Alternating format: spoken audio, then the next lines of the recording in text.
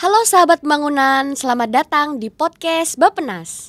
Di sini kita akan berbagi terkait wawasan, ide, dan inspirasi seputar pembangunan Indonesia.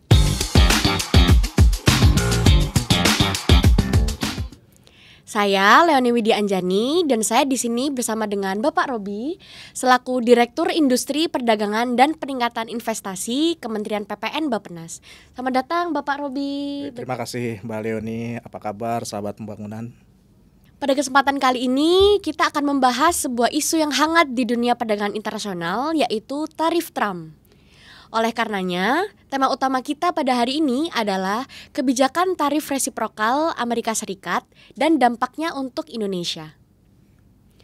Perlu diketahui sahabat pembangunan, pada tanggal 2 April 2025, Presiden Trump mengeluarkan kebijakan pengenaan tarif resiprokal kepada Indonesia dan beberapa negara mitra dagang lainnya.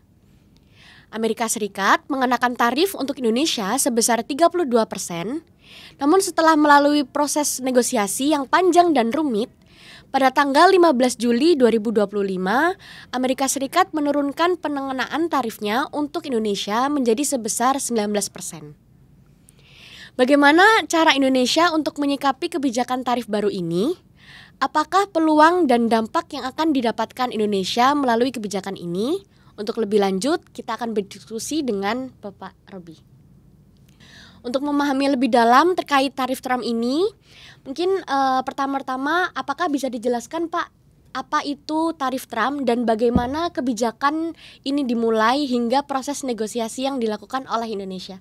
Baik, terima kasih Mbak Leoni, sahabat pembangunan. Sering kita mendengar tarif Trump ya. Jadi beberapa hari ini beritanya cukup hangat di antara kita. Tentu saja sahabat pembangunan bertanya, apa sih sebenarnya itu tarif Trump? Jadi tarif Trump itu adalah kebijakan tarif tambahan atas impor barang ke Amerika Serikat yang diberlakukan oleh Presiden Donald Trump sebagai bentuk bagian dari strategi American First yang beliau terapkan pada pemerintahan yang kali ini. Tujuannya apa, sahabat pembangunan? Tujuannya adalah untuk melindungi industri domestik ya, dan juga menekan defisit perdagangan dan juga untuk mendorong akses pasar yang lebih adil bagi produk-produk di Amerika Serikat. Nah, kalau kita lihat historisnya ya, itu sejak pada tanggal 2 April tahun 2025 Amerika Serikat sempat memberlakukan tarif 32% kepada pemerintah Indonesia. Kemudian pada tanggal 9 April itu Presiden Trump sempat menangguhkan pemberlakuan tarif resiprokal itu untuk semua negara selama 90 hari. Tapi tetap dikenakan tarif 10% untuk barang masuk ke Amerika Serikat. Nah, 18 April Indonesia sudah mengirimkan tim negosiasi ke Amerika Serikat. Lalu pada tanggal 15 Juli kemarin akhirnya disepakati bahwa penurunan tarif impor Amerika Serikat terhadap produk Indonesia itu menjadi 19%. Sebagai timbal baliknya, Indonesia nanti akan membebaskan tarif ya dari Amerika Serikat dan juga hambatan non tarif sebagai bentuk timbal balik dari produk Amerika Serikat yang masuk, dan Indonesia juga akan berkomitmen untuk mengimpor produk energi, kemudian juga produk pertanian, dan juga ada kontrak eksklusif terhadap 50 pesawat Boeing senilai 19,5 miliar US dollar. Oke, setelah memahami apa itu tarif Trump, kita juga perlu memahami nih Pak, terkait bagaimana sih sebenarnya kondisi perdagangan Indonesia di mata global. Mungkin bisa dijelaskan juga Pak, bagaimana posisi Indonesia dalam rantai pasok global dan perdagangan bilateral dengan Amerika Serikat sebelum kebijakan ini diterapkan. Jadi begini, ya Amerika Serikat ini merupakan mitra dagang terbesar yang kedua untuk Indonesia setelah China. Khususnya untuk komoditas produk energi dan juga produk pangan. Nah, Indonesia secara konsisten telah mencatatkan surplus perdagangan terhadap Amerika Serikat itu sejak tahun 1990-an. Nah, pada tahun 1988 itu surplus terjadi sekitar 1,3 miliar US dollar. Kemudian pada tahun 2024 itu naik menjadi sekitar 14,4 miliar US dollar. Baik, berarti selama ini memang Amerika Serikat ini merupakan salah satu pangsa ekspor Indonesia terbesar ya Pak? Dibuktikan dari tadi konsistennya surplus neraca perdagangan Indonesia dengan Amerika Serikat pada 1990-an. Lalu pada tahun 2024 Amerika Serikat ini tercatat sebagai mitra dagang kedua terbesar setelah China. Nah, bagaimana dampak kebijakan ini terhadap kinerja perdagangan dan perekonomian makro secara keseluruhan, Pak? Ya, jadi berdasarkan negosiasi terbaru antara Indonesia dan juga Amerika Serikat, kita ditetapkan tarif impor Indonesia itu ke Amerika Serikat sebesar 19%. Nah, tapi nanti timbal baliknya tarif impor dari Amerika Serikat ke Indonesia itu adalah 0%, yang tentu saja hal ini untuk mendorong peningkatan investasi dan kontribusi positif pada PDB. Namun di sisi lain ada penekanan terhadap ekspor serta kinerja beberapa sektor akibat second round effect ya dari kebijakan tarif Amerika Serikat untuk mengurangi permintaan global. Kami di tim perdagangan di Bappenas sudah melakukan simulasi GTAP. Dan analisis dari tim perdagangan kami di Bappenas itu menunjukkan bahwa per Juli 2025 ada potensi penurunan permintaan dunia secara global sebesar minus 0,34%. Dan Indonesia hal ini memiliki peluang untuk meningkatkan ekspor dan pengembangan industri yang kompetitif dengan meningkatkan akses pasar ke Amerika Serikat. Dan juga dari simulasi ini kita juga menunjukkan bahwa sebenarnya beberapa sektor yang masuk ke Indonesia dari Amerika Serikat ataupun yang dari Indonesia ke Amerika Serikat adalah sektor yang bukan kompetitor. Jadi sebenarnya hal ini tidak saling mempengaruhi antara satu dan sama lainnya. Kalau sebelumnya dibahas terkait secara makronya ya Pak, mungkin kita bisa membahas lebih detailnya lagi dari sisi sektoralnya. Untuk komoditas apa saja yang paling terdampak dari kebijakan tarif ini Pak?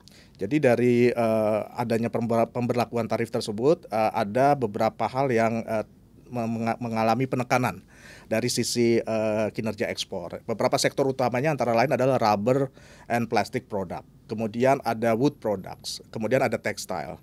Nah, dari simulasi kita berdasarkan second round effect dari kebijakan tarif Amerika Serikat tersebut, permintaan secara global atas beberapa komoditas tersebut cenderung nanti akan mengalami pengurangan atau penurunan. Nah, tarif resiprokal ini juga menyebabkan penurunan dari sisi ekspor Indonesia ke negara lain dan juga negara lain kepada Amerika Serikat. Jadi meskipun bukan mitra dagang utama Amerika Serikat, Indonesia juga memiliki peluang sebenarnya untuk meningkatkan ekspor dengan mengembangkan industri yang kompetitif dan juga memanfaatkan akses pasar Amerika Serikat. Dengan adanya tarif 19% ini sebenarnya diproyeksikan akan ada penurunan ekspor ya Indonesia ke Amerika Serikat.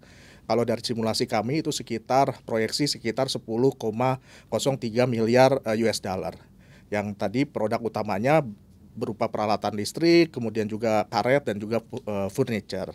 Nah, dari sisi impor, adanya pembebasan tarif ini diproyeksikan akan meningkatkan impor hingga 899,65 juta US dollar atau surplus konsumen itu sebesar 24,33 juta US dollar.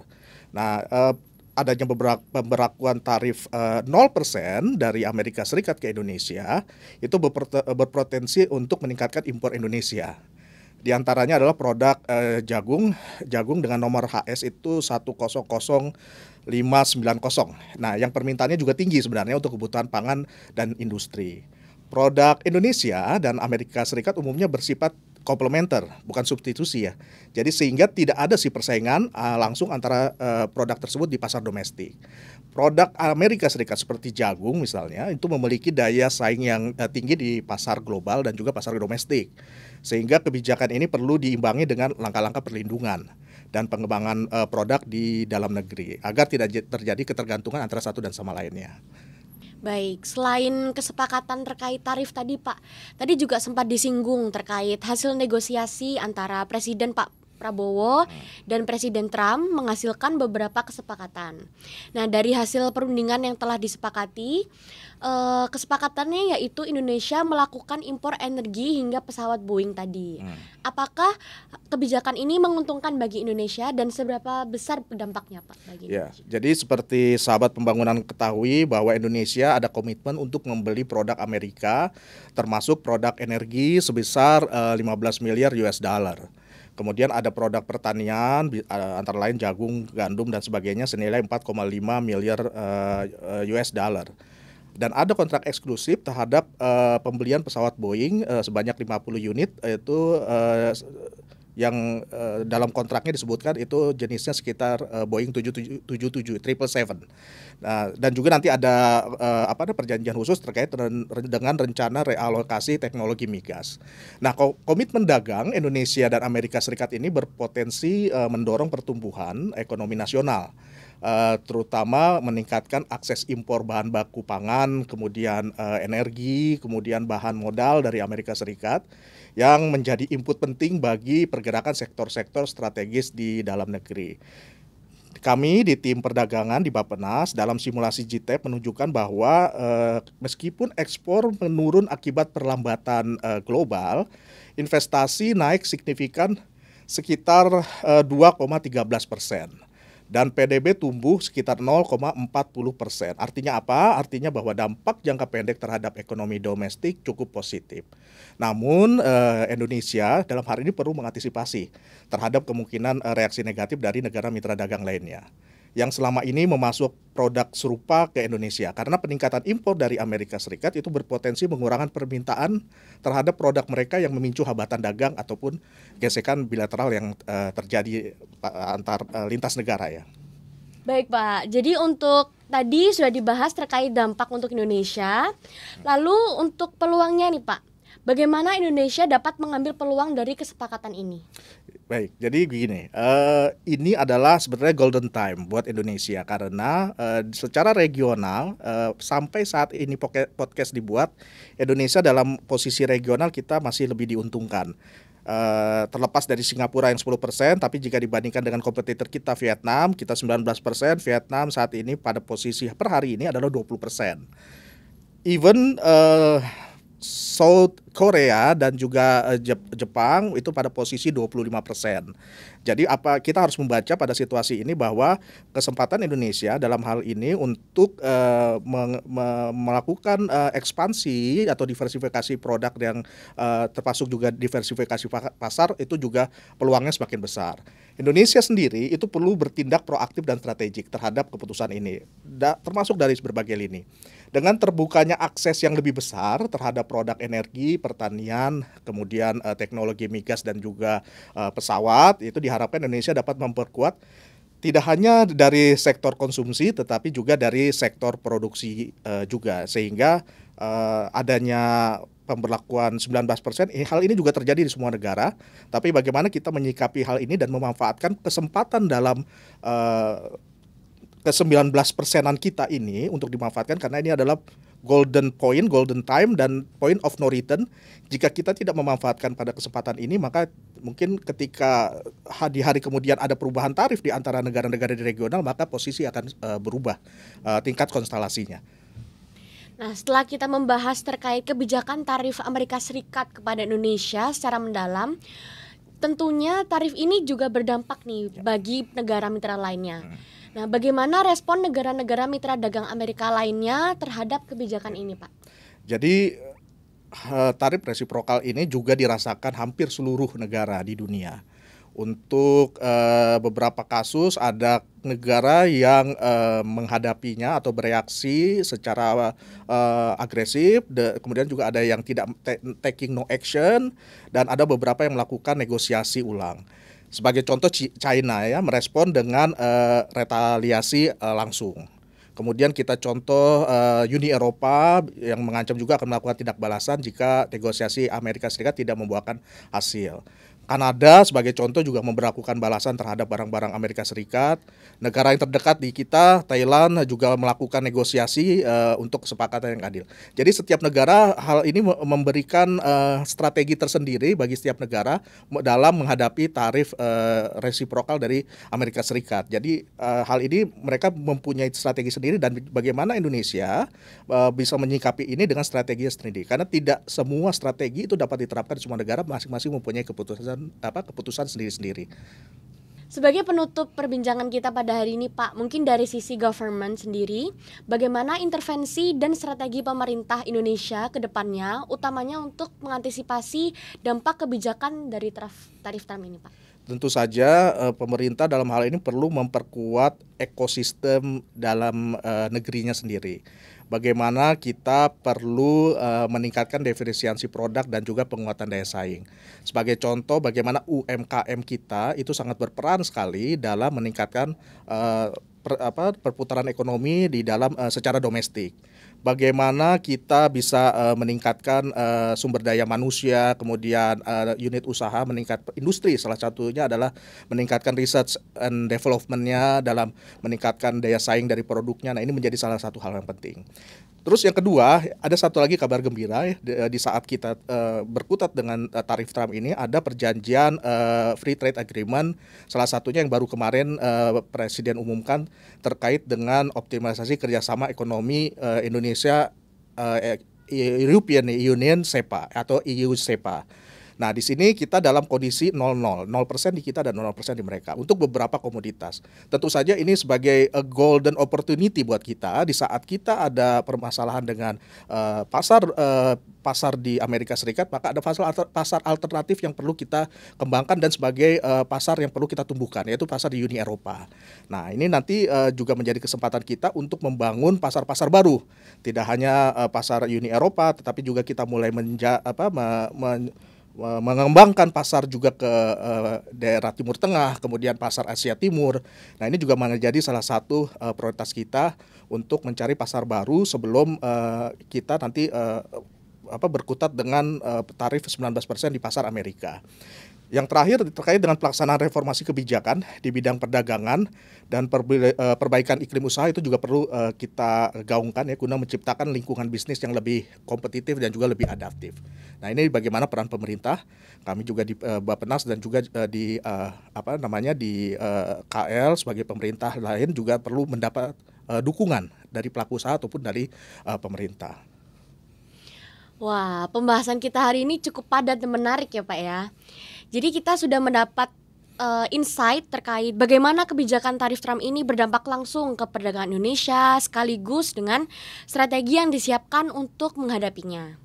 Sebelum kita benar-benar menutup, mungkin bisa dirangkum terkait dengan poin-poin penting dari diskusi pada hari ini, yaitu dengan diberlakukannya kebijakan tarif resiprokal kepada beberapa negara mitra dagang Amerika Serikat, termasuk Indonesia, menyebabkan dampak yang cukup signifikan terhadap perdagangan internasional.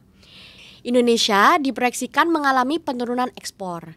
Namun di sisi lain, dalam jangka pendek, investasi dan PDB akan mengalami peningkatan yang cukup signifikan. Untuk memaksimalkan peluang, Indonesia perlu bertindak secara proaktif dan strategis.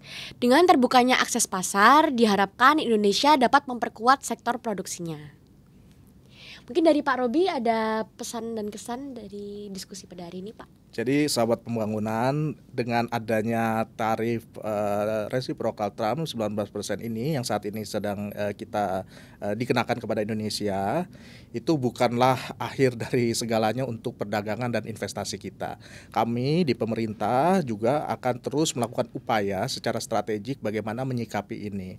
Masih ada pasar lain yang terbuka sangat lebar, potensi untuk mengembangkan industri, khususnya bagi sahabat pembangunan yang saat ini mempunyai rencana untuk mengembangkan produk ataupun usahanya untuk pasar ekspor.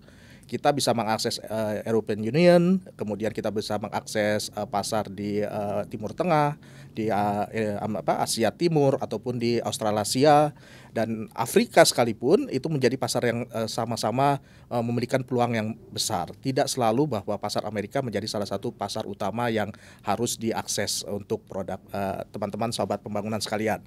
Jadi kita harus bisa mensikapi karena setiap kondisi sangat dinamis terjadi. Hari ini mungkin 19%, kita tidak tahu apakah besok bisa 10% ataupun mungkin 0% sekalipun.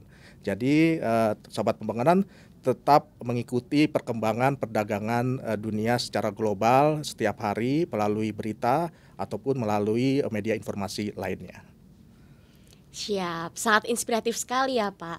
Oke, jadi sahabat bangunan, tak terasa kita sudah berada di penghujung dari diskusi kita hari ini. Semoga pembahasan kita terkait kebijakan tarif resiprokal Amerika Serikat dan dampaknya bagi Indonesia bisa memberikan gambaran bagi sahabat bangunan semuanya. Terima kasih banyak kepada narasumber kami, Bapak Robi, atas sharingnya, dan tentunya terima kasih juga untuk sahabat pembangunan semua yang telah mendengarkan hingga akhir.